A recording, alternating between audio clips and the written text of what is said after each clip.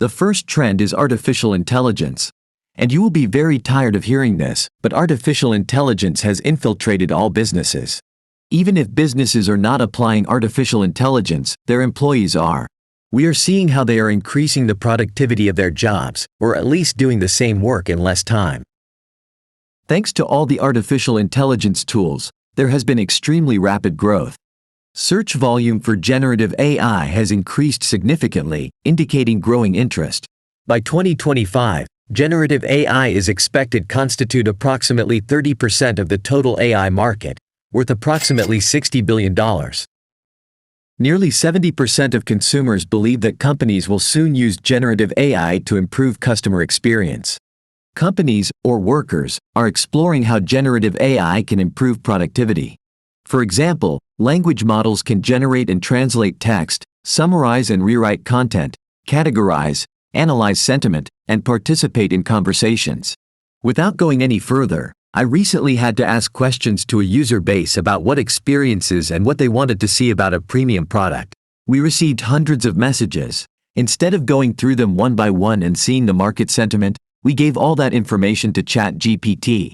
What it gave us were clear and concise answers of who our customer avatar was. That was a clear time saver. And we are seeing examples like this happening in a lot of other industries. The next trend has to do with podcasts. In 2023, we have seen that it has been the year in which a lot of young people of all kinds have started their podcasts. I believe that in 2024, this trend will not stop growing. Additionally, we are going to see how brands and companies make their own corporate podcast. If you have a podcast and you don't have a product that goes to the end customer, don't worry. If what you are doing is selling, for example, software to large corporations, or you sell a consulting service to companies that have a turnover of more than 3 million, don't worry. You can also start your own podcast. One strategy to get started quickly with a podcast for a business is to start by interviewing your own clients. In this way, other clients who also feel reflected by what you are offering can feel empathy, trust, authority, and end up being your future clients. The next trend is the rise of personal brands in old industries. This year, we have seen how at the end of the year, José Elias, a Spanish businessman, has entered social networks to create his personal brand. I am sure that in 2024, we will see how other entrepreneurs are seeing this trend as a way to humanize their brands and be able to bring more attention to their businesses. José himself is being the influencer of La Serena, one of his businesses. Here, the idea is to provide maximum value, working on your personal brand on these 3 points: trust, friendliness, and authority. By the way, if you want to delve deeper into how to create your personal brand for 2024, I will leave you a video at the end in which you can see how to do it. The next trend that we are going to see that will not stop growing in 2024 is no code. Some time ago I saw an advertisement that told me not to learn to program because in the future you could program basically by talking to computers. And the truth is, I think it came a lot ahead, because programmers have not stopped growing in salaries and wages. But we are increasingly seeing more and more tools that allow people without knowing how to program to end up creating applications, websites, and this is a trend that will not stop growing. For example, there are application development platforms such as Babbel, Adalo, or Glide, and these allow users to create mobile apps and functional websites by dragging and dropping elements into a graphical interface. You also have workflow automation, as we said before, with Zapier or Make. You can do web design with Webflow, Wix, or Squarespace, or for example commerce applications like Shopify. And you can even end up developing databases with platforms like Airtable or Google Sheets, which act as a mix of spreadsheet and database, allowing users to organize, relate, and manipulate data without code. Even this year we have seen how you can create your own GPT. That is, you can give ChatGPT orders in written or spoken form without even a line of code to create your own GPT that remains in a few orders and with pre-established content. I think this is simply a glimpse of what is to come. Furthermore, we will see that this trend comes together with artificial intelligence and language models to create much more practical solutions in this area. No code is a trend that is democratizing software development and making it accessible to people of all levels of technical knowledge. This trend is driven by the development of new tools and platforms that make it easier to create apps and websites without writing code. The next trend that we are going to see continue to grow in 2024 is automation. This is a trend that I have seen in quite some depth, and I believe this is a macro trend. Automation. With tools so easy and accessible to everyone, we are seeing how it will not stop growing. I'm talking about tools like Zapier and Make that make it easy for anyone to create automations. That is, when one thing happens, let another happen. For example, if they send you an email, you can have it connect with ChatGPT and it immediately generates an automated response to have a first contact with the client.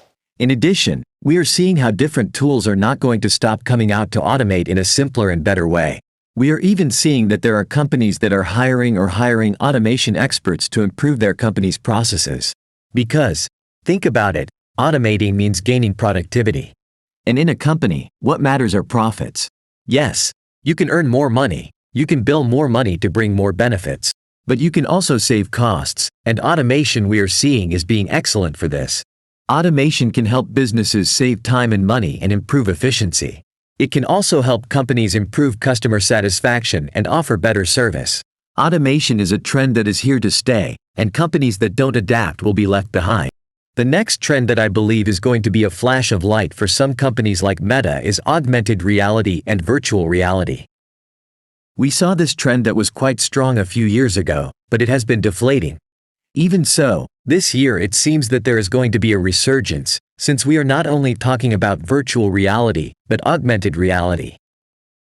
We have seen how Meta has released its new glasses mixed with artificial intelligence and augmented reality, along with Ray-Ban. Apple has already confirmed the launch of its virtual reality glasses. Depending on how these companies do it, it is very likely that we will see much greater adoption of these types of products. Augmented reality and virtual reality are two technologies that have the potential to revolutionize the way we interact with the world around us. Augmented reality overlays digital information onto the real world, while virtual reality creates a completely virtual world. These technologies have the potential to be used in a variety of applications, including gaming, education, entertainment, and business. In recent years, augmented reality and virtual reality have been gaining popularity.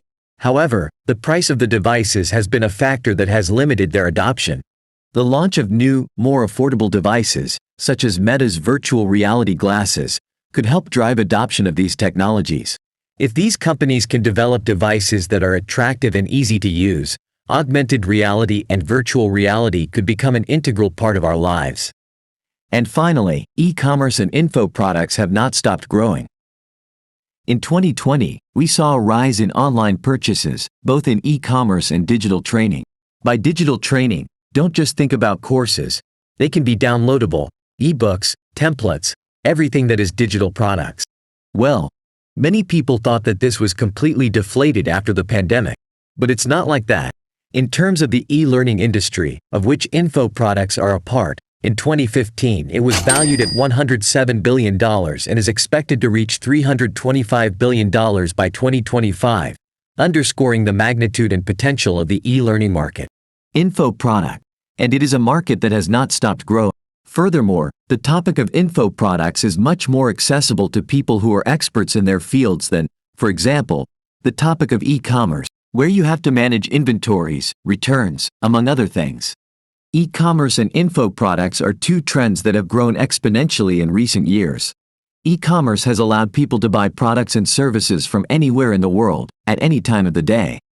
Info products, meanwhile, offer people the opportunity to learn about a wide range of topics, from technical skills to topics of general interest. In 2024, these two trends will continue to grow and develop. E-commerce will continue to offer a greater variety of products and services, and info products will continue to be a popular way to learn and grow.